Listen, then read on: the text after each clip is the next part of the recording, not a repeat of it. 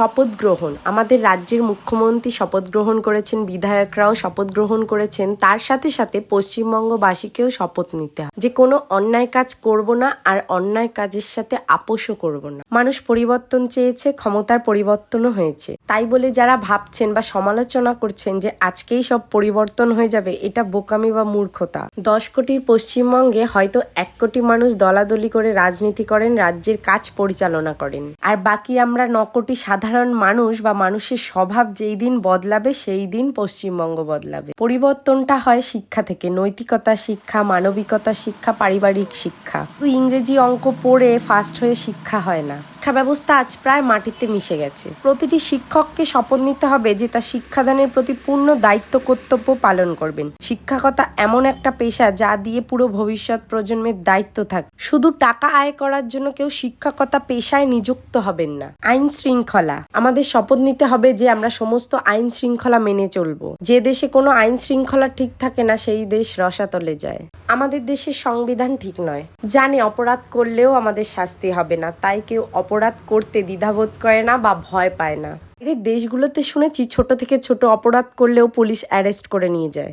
জাপানের রাস্তায় নোংরা ফেললেও সেটা গুরুতর অপরাধ বলে গণ্য হয়। আর আমাদের দেশে তো খুন করে গুন্ডা মাফিয়ারা বাইকে করে দাপিয়ে বেড়ায়। পরিবেশ রক্ষা, প্রতিদিন পরিবেশকে শেষ করে যাচ্ছে। রাস্তায় কুরকুরে, চিপস, কোল্ড ড্রিঙ্কস খেয়ে ফেলে এসে সোশ্যাল মিডিয়ায় স্ট্যাটাস দেব পরিবর্তন দরকার। বেলা পর্যন্ত ঘুমিয়ে ঘরের আবর্জনা ময়লার গাড়িতে না দিয়ে পুকুরে ছুঁড়ে ফেলে দিয়ে বলবো পরিবর্তন দরকার। বাংলা এত সুমধুর ভাষা, তা রেখে কথায় কথায় গালিগালাজ করে অকথ্য ভাষা বলে বলবো পরিবর্তন দরকার। বিয়ে বাড়ি, জন্মদিন, অন্নপ্রাশন, যে কোনো পুজোতে আমাদের মদ ছাড়া পুজো হয় না, সেইখানে আমরা চাই পরিবর্তন। বলি সরকার কি এইগুলো করতে বলে দেয়? যে সরকারই হোক না কেন, একটা দল পুরো পশ্চিমবঙ্গের মানুষের বদল করতে পারবে না যদি না আমরা বদলাই, যদি না আমাদের মানসিকতা বদলায়। এর জন্য আমাদের প্রতিদিনের প্রতিক্ষণের স্বভাবগুলোকে পরিবর্তন করতে হবে। দুর্নীতি, আচ্ছা সব চুরি করেছে সরকার, কিন্তু টাকাগুলো কে দিয়েছে সরকারকে? রাস্তায় বাইকে কেস দিলে 500 টাকা হাতে গুজে দিয়ে ঘুষটা কে দেয়? সরকার। চাকরির জন্য ঘুষ কে দিয়েছে? সরকার না জনসাধারণ? স্টেশনে বাজারে একটু দোকান দেওয়ার জন্য ঘুষ কে দেয়? সরকার। কলেজ ইউনিভার্সিটিতে চান্স না পেলে ইউনিয়নকে টাকা কে দেয়? সরকার।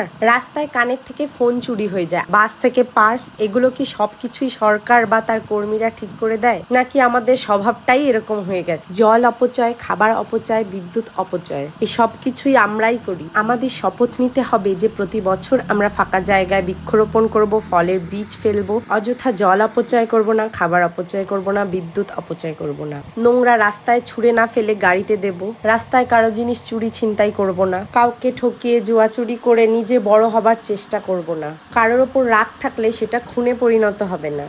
সমস্ত কিছু সরকার বা অপর মহলের মানুষের আশায় বসে থাকবো না যে আমাদের সরকার বদলেছে, আমাদের পশ্চিমবঙ্গ বদলে বিদেশ হয়ে যাবে। হ্যাঁ, তাই বলে সব সাধারণ মানুষের কথা বলছি না, এখনো সৎ মানুষ আছে বলেই দেশ বদলাচ্ছে, ভবিষ্যতে আরো বদলাবে যদি আমরা সৎ থাকি। আমরা শপথ নেব যে আমরা একজন দায়িত্বশীল নাগরিক হব, তাহলেই বদলাবে দেশ।